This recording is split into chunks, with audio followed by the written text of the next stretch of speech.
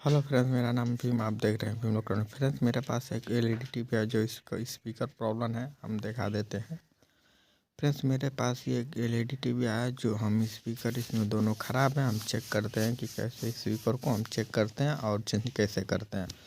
कौन सा स्पीकर ख़राब है, कौन सा स्पीकर बढ़िया, हम उसको कैसे चेक करते हैं। फ्रेंड्स, हम देखते हैं, इसको ऑन कर लेते हैं। मेरी टीवी ऑन हो गई है और देखते हैं इसमें ये मेरे पिक्चर चल रही है। फ्रेंड देखो, ये मेरी पिक्चर चल रही, आवाज़ नहीं आ रही इसमें। तो हम इसको चेक करेंगे और चेक करने के बाद स्पीकर को हम देखेंगे कि मेरी ये प्रॉपर कहाँ से ख़राबी है। स्पीकर ख़राब है कि आईसी ख़राब है। मैं एक अलग से स्पीकर लूँगा और मैं इसको चेक करूँगा। देखो, और मेरे ये साउंड आने लगा प्रॉपर। तो फ्रेंड्स, मैं दूसरा भी चेक करता हूँ, दूसरा भी साउंड आ रहा है।